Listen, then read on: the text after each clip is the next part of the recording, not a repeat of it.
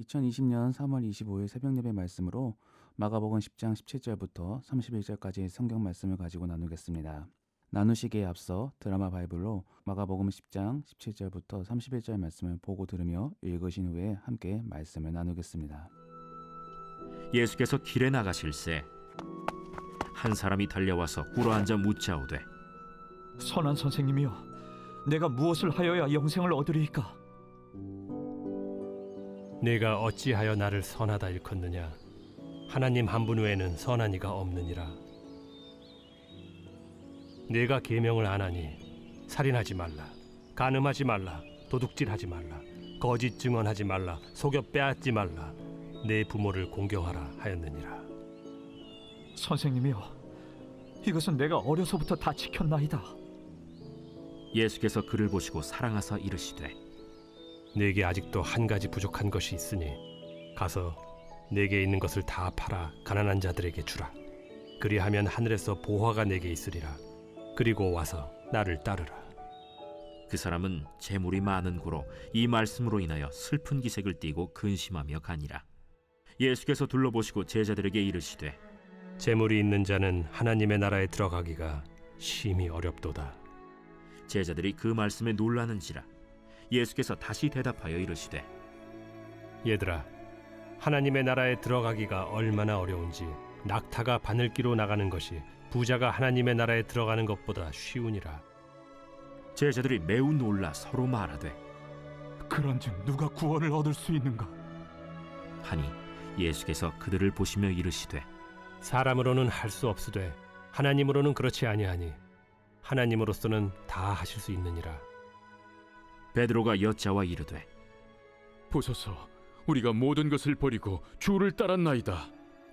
내가 진실로 너희에게 이르노니 나와 복음을 위하여 집이나 형제나 자매나 어머니나 아버지나 자식이나 전토를 벌인 자는 현세에 있어 집과 형제와 자매와 어머니와 자식과 전토를 100배나 받되 박해를 겸하여 받고 내세에 영생을 받지 못할 자가 없느니라. 그러나 먼저 된 자로서 나중되고 나중된 자로서 먼저 될 자가 많으니라. 저는 조금 늦게 목회를 시작한 사람입니다. 또 어떤 사람을 보면 늦었다고 할 수도 없지만 그래도 또 어떤 사람과 비교해보면 조금 늦었다고 생각을 하기도 합니다. 하지만 그런 후회는 하나님을 잊어버리고 갖는 착각입니다. 목회의 늦음과 빠름은 없습니다. 하나님께서 필요하실 때 부르신 것이고 그리고 그러한 시간이 필요했기에 갖게 만드신 것이지요. 중요한 것은 무엇을 이루었느냐가 아니라 하나님께서 그것을 보시기에 합당하게 여기시느냐인 것 같습니다. 오늘 본문 속에서도 젊은 부자 청년이 예수님께 찾아와 영생에 관하여 묻습니다. 제가 본문에도 없는 부자 청년으로 일컫는 이유는 다른 공간복음 속에서는 똑같이 소개하고 있는데 그 복음서에서는 젊고 부자로 표현되기 때문입니다. 어쨌든 그 청년은 많은 것을 이루었고 이제 영생마저 원함으로 주께 나왔습니다. 저는 이 청년에게 있어서 영생에 대한 기대함과 동시에 예수님께 영생에 대한 확답을 듣고 싶어서 찾아왔을 것이라 생각합니다. 기본적으로 이 청년은 계명을 잘 지켰습니다. 그리고 당시 유대인들의 인식 중에서 부를 누리고 있음은 하나님의 축복을 받고 있음으로 생각하였습니다. 그러니까 이런 하나님의 축복을 누리고 있고 동시에 하나님의 계명도 잘 지키고 있으니 영생을 받을 수 있지 않을까라는 확신을 갖고 있었던 것입니다. 이제는 당시에 제일 잘 나가는 하나님의 사람 예수님께 그 확답만 들으면 되는 것입니다. 예수님께서도 그런 사실을 잘 알고 있었습니다. 그래서 21절 말씀에 보면은 예수님께서 그를 사랑하게 보셨다라고 전하고 있습니다. 그러면서 마지막 시험지를 제시하십니다. 21절 말씀에 네게 아직도 한 가지 부족한 것이 있으니 가서 네게 있는 것을 다 팔아 가난한 자들에게 주라. 그리하면 하늘에서 보화가 네게 있으리라. 그리고 와서 나를 따르라 라고 말씀하십니다. 부자 청년은 이 말을 듣고 당황하고 근심하며 집으로 돌아갔습니다. 부자 청년은 착각하고 있었던 것입니다. 영생은 행위를 통해서 얻는 것이 아니라 하나님의 은혜를 통해서 얻는 것입니다. 그리고 그러한 은혜는 하나님과의 사귐과 교제에서 얻어지는 것입니다.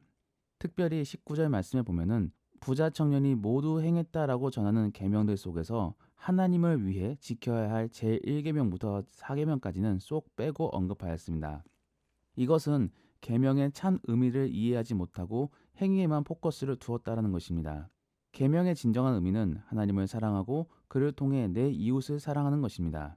그런데 하나님에 대한 사랑은 생각지 못하고 구원을 얻고자 행위에서만 집중한 나머지 본질을 잃어버린 것이지요. 하나님께서는 그런 순종을 합당하게 여기지 않으십니다. 오히려 무언가를 잘 모르지만 예수님이 좋아 졸졸 쫓아다니는 베드로를 향해 이렇게 말씀합니다. 31절 말씀에 그러나 먼저 된 자로서 나중되고 나중된 자로서 먼저 될 자가 많으리라. 제자들은 부자 청년을 바라보며 이렇게 이해했을 것입니다. 지금은 저 부자 청년이 먼저 된 자이지만 결국에는 나중된 우리가 먼저 된 사람이 될 것이다. 여러분들, 사실 베드로는 구원을 생각하고 예수님을 따른 것은 아닐 것입니다. 로마 압제로부터 해방시킬 영웅 예수님으로 생각하고 그를 따랐을 것입니다. 그만큼 아무것도 잘 모르는 베드로지만 그는 예수님을 사랑하였습니다. 그리고 그 사랑을 통하여 결국 구원을 받게 되고 훗날 그 예수님을 위해 박해와 순교를 감당하였습니다. 이 사실이 우리에게 위로와 희망을 줍니다. 어떤 사람은 누구보다도 늦게 신앙생활을 시작할 수도 있습니다. 또한 신앙생활 가운데 연약함으로 미끄러져 낙심하고 잠시 신앙생활을 멈췄을 수도 있습니다. 그럼에도 불구하고 다시 주님의 본심을 깨닫고 주님께 돌아온다면 그러한 사람들에게 하나님의 구원이 임하며 감사함으로 기쁨을 회복할 수 있습니다. 하나님께서 원하시는 것은 무엇입니까? 하나님만을 사랑하는 것입니다. 그런데 그 사랑의 우선순위가 하나님이 아닌 재물이나 권력이 먼저가 된다면 그런 사람들에게 구원과 영생이 임하지 않을 것입니다. 그래서 23절과 24절, 25절 말씀에 예수님께서 제자들에게 이렇게 말씀하십니다. 재물이 있는 자는 하나님의 나라에 들어가기가 심히 어렵도다. 또한 애들아, 하나님의 나라에 들어가기가 얼마나 어려운지 낙타가 바늘기로 나가는 것이 부자가 하나님의 나라에 들어가는 것보다 쉬우니라 라고 전하고 있습니다. 사실 우리가 이 땅에 존재하는 이유는 하나님의 사랑을 받음으로 주께 감사함과 영광을 돌리기 위함인 것이지요. 더불어 그러한 존재의 목적은 저 천국에 가서도 여전히 그리고 영원히 이루어 나가는 것입니다. 그러하므로 오늘 하루 동안 하나님과 많은 사랑의 교제를 나눌 수 있기를 원합니다. 그런 하나님과의 사랑을 나누면 은혜로 하나님께 경배를 드리며 다른 사람들을 사랑하고 섬길 수 있게 됩니다. 세상 사람들은 그런 사람들을 바라보며 이상하게 여기고 한편은 쉽게 여겨 업신여길 수도 있습니다. 그래서 고린도전서 1장 18절에 이렇게 고백합니다. 십자가의 도가 멸망한 자들에게는 미련한 것이요. 하지만 우리는 하나님과 사귐 속에서의 기쁨으로 이러한 모습들을 행하는 것이기에 구원받은 우리에게는 하나님의 능력이라 라고 전하고 있는 것입니다. 그러한 오늘 하루 삶이 되기를 원합니다. 기도와 큐티 그리고 사역 속에서 하나님의 간섭하심과 위로하심들을 많이 경험하시고 그 안에서의 기쁨으로 주께서 원하시는 모습들을 나타내시고 더불어 받은 구원까지도 마음껏 누릴 수 있는 여러분들이 될 수 있기를 예수님의 이름으로 축원합니다. 오늘 말씀을 생각하며 함께 기도하기 원합니다. 주여, 오늘 하루 주님과 깊은 사귐이 있기를 원합니다. 그 사귐 속에서 주를 더욱 사랑하게 하시고 그 안에서의 누림과 은혜로 많은 사람들을 사랑하고 섬길 수 있게 도와주시옵소서. 나라와 민족을 위해서 기도해 주실 때는 코로나19 바이러스로 인해 애쓰시는 당국자들과 의료진들 그리고 봉사자들에게 힘을 더하여 주시옵소서.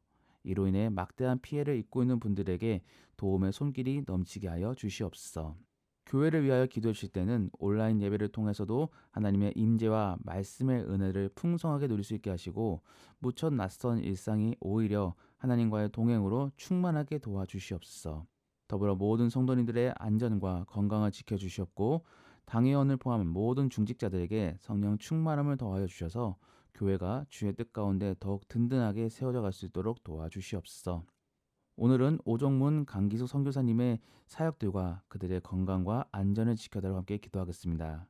더불어 환자를 위해 기도해 주실 때 김인혜 집사님, 김광수 집사님, 김영자 권사님, 김성자 권사님, 김기석 집사님, 김참 집사님, 이명심 집사님, 이영미 집사님의 부친 이희호 성도님, 정공주 집사님의 모친 장금자 권사님, 유정수 집사님의 남편 박영기 집사님, 그리고 김은숙 권사님의 어깨 수술 후에 회복을 위해서도 우리 이런 기도 제목들을 가지고 우리 교회 아픈 환우들의 회복과 위로를 위하여 함께 기도하며 나아가겠습니다.